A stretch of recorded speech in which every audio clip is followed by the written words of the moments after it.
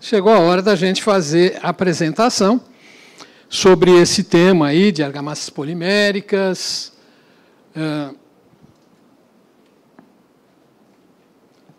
e membranas, diferenças, características e funções. Bom, por que esse tema dentro de um seminário cujo tema é retrofit, né? A Camila falou um pouco mais cedo que retrofit é uma palavra moderna que admite aí uma série de interpretações. Como ela interpretou como refazimento, a gente pode interpretar como revitalização, como uma série de coisas. Então, o que eu vim apresentar hoje foi um retrofit não de uma obra exatamente, mas um retrofit de conceito. Então, vamos desconstruir um conceito existente, algumas culturas arraigadas, e entrar num conceito novo, porque esse assunto ele é um pouco nebuloso, cada um interpreta de uma forma, então eu vou mostrar a minha interpretação, né? E fica depois aberto para discussões e polêmicas posteriores. Então, tudo começa no mundo das emulsões acrílicas, tá? Que são nossas matérias-primas e que têm diversas aplicações. Emulsões acrílicas, que são polímeros nascidos em água, né? Servem para a fabricação de tintas, fabricação de adesivos, muitas aplicações na indústria têxtil e na construção civil, que é o que nos interessa. Na construção civil, as emulsões acrílicas são matérias-primas, ou servem como matérias-primas, para aditivos, impermeabilizantes autorreticuláveis, aqueles da NBR 13321. Fica aí até uma dica para os fabricantes de manta líquida, né? É um nome polêmico, manta líquida, então muda para impermeabilizantes autorreticuláveis. Olha que nome comercial, né? Bem comercial. A boca do povo, autorreticulável, né? Eu vou aplicar uma membrana autorreticulável. Bonito isso. E os impermeabilizantes reticuláveis com cimento, que são aqueles das NBR 11905 e 15885. Aí é que começa a parte assim, mais polêmica. Qual é o conceito de argamassa? A argamassa pode conter um monte de coisa. Mas, no mínimo, ela tem que conter cimento e areia. Se não tiver cimento, ou se tiver cimento e não tiver areia, não é argamassa. Tá? É outra coisa, mas não é argamassa. Uma argamassa polimérica, como a gente conhece aí no mercado, ela é composta de cimento, areia, eventuais agregados, de vários tipos, e polímero, que é justamente a emulsão acrílica. Membrana é aquele produto líquido, onde você tem emulsão acrílica, e se a gente estiver falando de membrana cimentícia, membrana com utilização de cimento, é emulsão acrílica e cimento, é que não tem areia. Tá? Então, começa a entrar aquele negócio de argamassa polimérica flexível, eu vou falar daqui a pouco. Membrana não tem areia. Tem areia, é argamassa. Não tem areia, não é argamassa, é membrana. Aí nós temos, então, os rígidos, a NBR 11905, e os dois tipos de produtos possíveis para obedecer essas normas e cumprir as funções que se espera de um impermeabilizante rígido. Nós até vamos ver daqui a pouquinho quais são essas funções.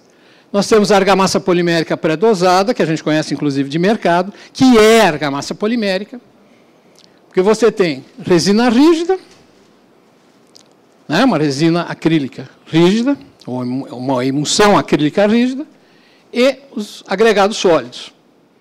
Aí vai cimento, vai areia, vai aditivos especiais, cada fabricante tem sua formulação. e as adições rígidas, que são aquelas dosadas em obra, onde nós temos a resina rígida, que é fornecida pelo fabricante, e mais o cimento, que é colocado na hora, que a gente chama aí de cimento de obra. É o cimento que é colocado na hora, não é qualquer cimento, é o cimento que o fabricante, o tipo de cimento que o fabricante indica, tá? E aí ele se responsabiliza por aqueles tipos de cimento que ele está indicando, tá? E que dá, inclusive, algumas opções que o pré-dosado não dá, essas adições dão essas opções, como, por exemplo, usar cimento branco. Eu quero dar um acabamento para não ter que gastar tinta depois, tudo mais, eu uso o cimento branco, em vez de usar o cimento Portland, o cimento branco estrutural, logicamente, não é qualquer cimento branco. Tá? As funções do rígido. O impermeabilizante rígido, o impermeabilizante polimérico rígido, ele é, originalmente, formulado para dar resistência por barreira à pressão negativa. Essa é a função fundamental dele. Depois ele tem outras funções também, né? Mas a função fundamental é a proteção, ou resistência, por barreira à pressão negativa. E, para isso, ele precisa ter uma estanqueidade à pressão negativa a partir de 10 MCA. Tá? E tem também aplicações adicionais, como estucagem de substrato, uma espécie de complementação da regularização, e proteção de membranas flexíveis contra atrito e abrasão. Funciona aí meio que, entre aspas, como uma proteção mecânica em algumas situações. A gente vai citar alguns casos aí para frente. As membranas acrílicas com cimento, as flexíveis, e que espera-se que sejam flexíveis e elásticas, algumas não são elásticas, ou são pouco elásticas, mas, enfim, que obedecem ou estão em conformidade com a NBR 15885, uma norma que, inclusive, está, nesse momento, em revisão. E aí nós temos, novamente, também as pré-dosadas e as dosadas em obra. As pré-dosadas, elas conceitualmente são argamassas poliméricas flexíveis. A gente pode chamá-las de argamassas poliméricas flexíveis, porque o componente A é o líquido, tá? E o seu componente B tem cimento, tem areia, tem lá seus aditivos especiais e assim por diante. E as dosadas em obra, também chamadas de adições, em que nós temos a resina flexível e o cimento. Aí é membrana mesmo, né? Não se pode falar em argamassa polimérica flexível, ela não é argamassa polimérica, é membrana. É o produto e o cimento, né? O que confere mais elasticidade, enfim. Aí nós temos os ensaios de desempenho que mostram quem é quem, como se comporta cada uma delas e assim por diante. Tá?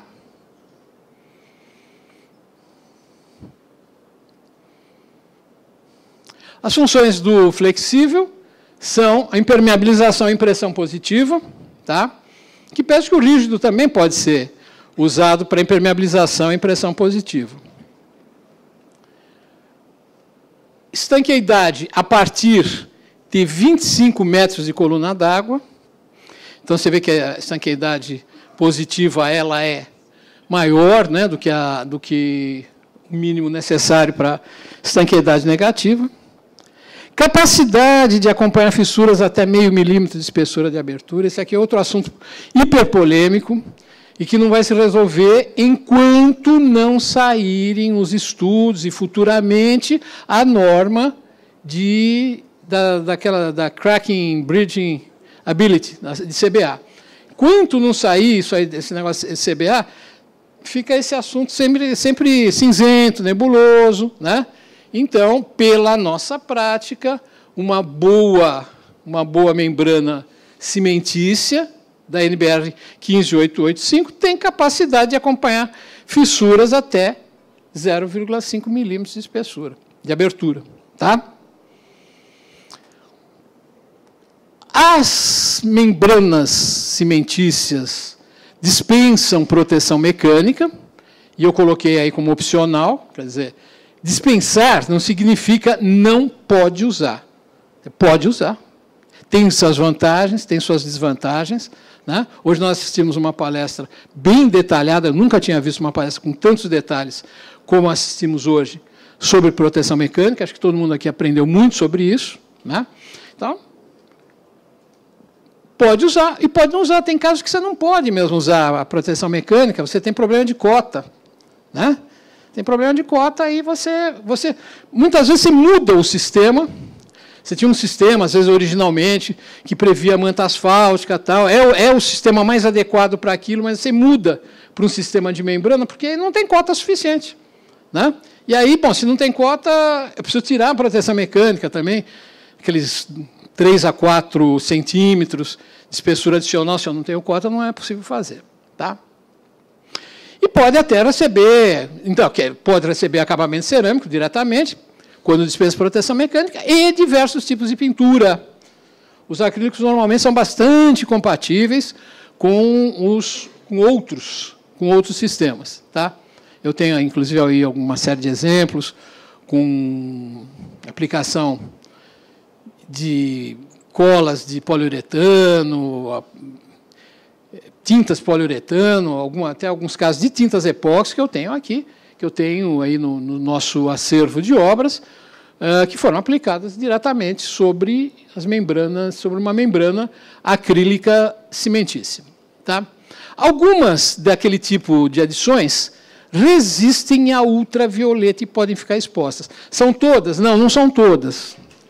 Tá? Tem produtos que podem ficar expostos e outros que não. O fabricante indica. Tá? O fabricante sempre indica se pode ou se não pode. Quando o fabricante diz que pode, exija dele os ensaios correspondentes, envelhecimentos, tudo mais, e a própria experiência de obras. Né? Então, se o fabricante tem lá décadas utilizando produtos expostos, né, esse produto para poder ficar exposto, se ele tem os ensaios, dá para a gente acreditar nele. Tá? Inclusive nós temos aí uma série de obras de retrofit. Eu não trouxe, assim, por causa de exiguidade de tempo, eu não trouxe fotos aqui, mas poderia estar mostrando, de sistemas que eu já mostrei em outras palestras. Quem está acostumado a assistir já assistiu em outras palestras, aqui no próprio IB. E, então, de sistemas desse tipo que podem ficar expostos. Né? Então, em platibandas, em algumas pequenas lajes, uma série de coisas. Um exemplo típico aqui na Avenida Rio Branco, o prédio do Banco Central, fica lá onde o VLT da Central faz a curva. Né? Então, lá, o prédio do Banco Central está com platibandas impermeabilizadas, com membranas acrílicas, com cimento, esse tipo aí que usa cimento de obra, desde 2007. Está lá exposto e está tudo normal, flexível, sem craquelamento, sem nada. Né? Esse é um dos muitos exemplos que a gente poderia dar. Aí, já que a gente está falando nisso, vamos falar um pouquinho também das fibras, porque no mercado, praticamente todos os fabricantes têm as membranas acrílicas cimentícias com fibra e sem fibra. Né? Começou com as sem fibras, mais recentemente, se mais recentemente que eu digo, já é coisa de mais de 15 anos, começou a se utilizar fibras. Né? As fibras podem ser adicionadas tanto às rígidas quanto às flexíveis. Só que não existe nenhum produto no mercado hoje rígido que utilize fibra, mas pode usar. Tá? Pode usar. Hoje só estão disponíveis nos flexíveis. Essas fibras podem ser de polietileno ou de polipropileno. Né? Estou fazendo uma brincadeirinha aqui, eu já vi que o tempo que falta dá para a gente brincar um pouco. O pessoal que me conhece há mais tempo sabe do meu ódio, né? A expressão termoplásticas, né? Já é normal isso. Onde eu passo, o pessoal brinca das termoplásticas, tudo mais. Então, só para dar um exemplo, né, para vocês, polietileno e polipropileno são resinas termoplásticas, está vendo? Existe. É como diz no Globo Repórter, quem são as resinas termoplásticas? Onde vivem? Onde elas são aplicadas? O que elas comem? Né? Então, elas existem porque elas podem ser recicladas. Né? Você faz um produto com ela, depois dissolve esse produto através de temperatura, volta ao estado normal, assim por diante, coisa que as emulsões acrílicas de que nós estamos falando são resinas termofixas, tá? E que é uma vez só, usou uma vez só, que dure enquanto durar, né? Que seja eterno enquanto dure, como dizia o Vinícius de Moraes, né? Se for produto do hemisfério, está ali com o Vinícius de Moraes, vai ser quase eterno. Tá? E é isso. Elas possuem função estruturante, conferem alguma estruturação, mas não substituem as telas de poliéster. Esse é outro assunto controverso, outro assunto polêmico. Usa o produto com fibra, não precisa de tela. Precisa de tela. Alguns casos, ela vai fazer a função estruturante. Ela tem essa função estruturante, mas não é a função completa. Tá? Aí você vai ensaiar e vai ver que os resultados são bem diferentes num caso e no outro. Tá? As fibras têm um efeito colateral positivo aí, que é de modificar a reologia da emulsão acrílica. Né? Então, por exemplo, quando você vai aplicar em superfícies verticais, ela tem a vantagem de diminuir o escorrimento. Tá? Parede de piscina, por exemplo, diminui o escorrimento. Se diminui o escorrimento, você tem menor consumo, você tem uma qualidade melhor, evita aquele chicletão lá no encontro piso-parede, essas coisas todas. Nas pré-dosadas, as fibras são dispersas no agregado sólido. Tá? Elas são dispersas no agregado sólido. É uma tecnologia que esses fabricantes desenvolveram. E, nas dosadas em obra, elas são dispersas na resina. E não podia ser diferente, porque se o fabricante fornece só a resina, a fibra tem que estar na resina, senão não seria possível. Flexibilidade é a capacidade de uma membrana dessas poder ser dobrada. Então, nós temos os ensaios de flexibilidade do tipo passa ou não passa, que é feito em mandril cônico, em conformidade com a NBR 9952, que é a mesma da manta asfáltica. O resultado não é expresso em unidade. Passa ou não passa. Tá? Dobra ou não dobra. E elasticidade é a capacidade de ser tracionada e voltar ao estado original. É o conceito básico de elasticidade. Você estica, cessa aquela força, ela volta ao seu estado original, ao seu estado natural. Tá? E, para isso, nós temos os ensaios de tensão ou força de ruptura, que é expresso em newtons, se for feito pela NBR 9952, ou em MPa, se for ensaiado pela NBR 16548. Tá? E o alongamento, que é expresso em porcentagem por qualquer das normas acima. Gente, era isso que eu tinha para apresentar para vocês. Acho que eu terminei antes do horário.